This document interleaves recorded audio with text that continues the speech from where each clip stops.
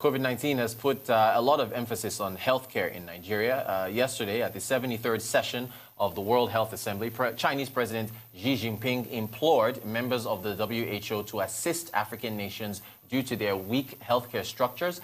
Here in Nigeria, consulting firm SBM Intelligence has put together a Health Preparedness Index for 2020. Joining me in the studio to discuss the index is security analyst Confidence Macharry. Confidence, good morning to you. You're welcome to the show. So while we're on this prospect of healthcare, we've seen some of the highlights from what President Xi Jinping is looking to do as far as healthcare is concerned with Africa. I wanted to ask you, with regards to your Health Preparedness Index for the states, what is it looking at?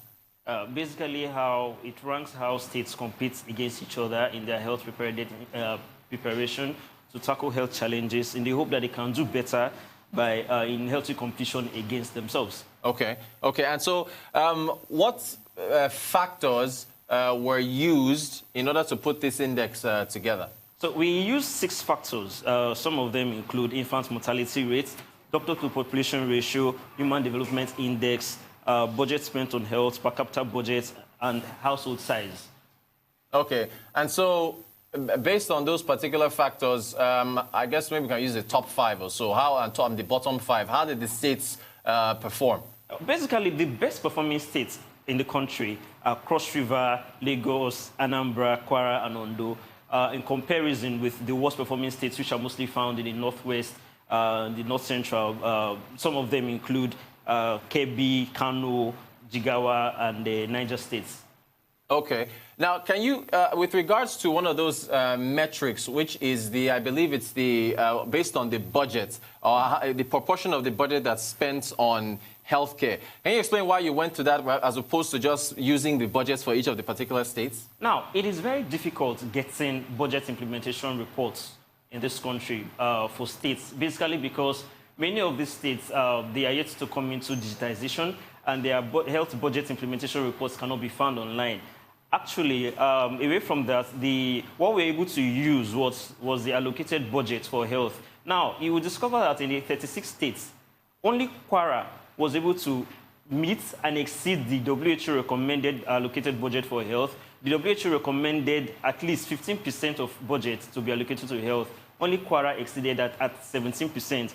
Now, the worst performing in this context is Bayelsa. Out of all the states, Bayelsa spent at least 2.17% of its allocated of its budget on healthcare.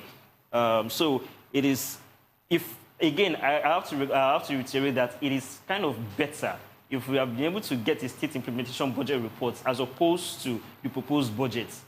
Okay. So if that's the case, so I guess maybe the rankings for the states might change a little if we can get more transparency with regards to how, with respect to health, yes, is what you're saying, how that aspect of the budget is implemented, yes? Okay, well, we'll have to work, I guess, with data being what it is in Nigeria, we'll have to work with what we have. So that's what you've done. How can the lagging states improve if we were to look at this index in 2021 and beyond? First of all, we need to understand and to look at child mortality rates. For context, Kano has the worst child mortality rate in the country, with 112 deaths per 1,000 live births, compared to Ondo, that has 37 deaths per 1,000 live births. So state governments need to be much more deliberate in the way they tackle healthcare crisis in their states, and to put more effort into improving the healthcare sectors in their states. How much would, that's fair. How much would, I believe you have I think it's a 5 or 10% weighting for the size of households. Okay. How much would that, if one was to look at reducing the sizes of the households, how much would that factor into the rankings? It will factor in a lot, because a large household would mean less prioritization, because when you have a child or children, you would need to tender to their care. Food is there, education is there. And so when you allocate money for all these things, there is a tendency that healthcare will take the back foot. So it is better to have a reduced household of maybe 2, 3, 4 children to be able to cater to, as opposed to a large household, where it will be very difficult to cater to a large population, because you don't want to end up spending your budget on taking care of health issues where the priority and the focus should be on food and education. Fantastic. And I think in some previous reports that have been out there from the Bureau of Statistics yourselves, a large portion of spending goes towards food. So I guess the larger the household, then you're looking at much of that spending going to feed mouths. Yeah. Now, seeing as all this is interconnected, how much are we, with regards to family planning campaigns across the country, in your assessment, how much of that are we seeing right now? There has been lots of campaign. Even there have been vocal voices even in the north, where family planning has been largely advocated for. But one thing we're seeing is we're seeing actions, we're seeing campaigns and everything, but the outcomes are not anything to go by and nothing to write home about, because there was a report we were privy to of a survey that was done in Kano of 100 women that were in a group discussion. The number of women in that discussion that had less than 5 children were just 10.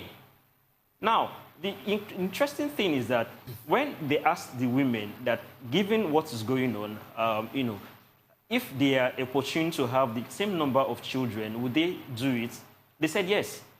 So I want to say this. There has been lots and lots of campaign, but when we measure outcomes, now the results are not looking good at all.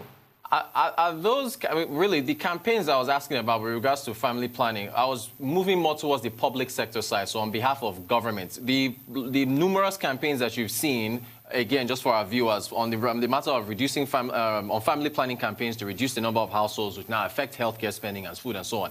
Are you talking about public and private sector, or are you referring only to private sector? What's your scope? Most of these campaigns have been done by non-governmental organizations. The governments have not really taken up this initiative in the past few years, because it is a touchy political issues on some parts of the country, which of course we all know it goes without saying. And so there's a lack of political will for the government to address this issue. But down here in the South, it is kind of, the message resonates, because a household does not have that kind of large population as we might have in the north. And this is an issue that the government does not want to enter into, because it is murky waters. And then, like I said, it lacks the political will to address this. So the non-governmental organizations, foreign sponsored, both locally sponsored and foreign sponsors, have been doing this thing for the past few years, but with little outcomes. Okay. Okay, that's fair. Let me ask you this. Outside of family, the challenges there, government not wanting to weigh in. What about the dependency on agriculture, particularly subsistence agriculture, and the need to, I guess, have multiple children to assist with tending to the farms? How much of that is a hindrance to these campaigns, or the effectiveness of them? It's true. Nigeria practices a pre-mechanized system of agriculture, subsistence farming that before these times were basically about catering to immediate needs, go to the farm, cultivate crops, and then take care of the household. But lately, it has tended towards large-scale agriculture. But then the problem still remains that people who go into farming, families have these large numbers, because it provides them cheap labor, as opposed to having to employ a number of people to come to tender to their farm. So it is better to have, for these people in their view, to have these children that will take care of the farm and to provide cheap labor for them, than to go around and start hiring people that will tend to them. So true to what you said, large household kind of helps, and then it brings the cheap labor that these people require for their farms.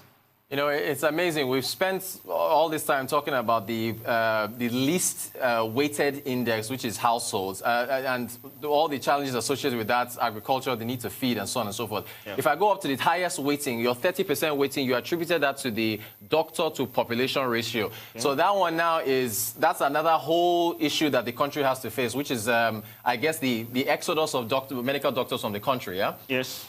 And that, I guess, you know, one could argue for, I could personally argue for the household weighting to be higher, but in your view, you see the doctor to population ratio as being the most important. Yes, because it is important to note this. Edo State has the highest doctor to patient ratio in the country. as it has normally WHO recommended 1 doctor to 1,100 people.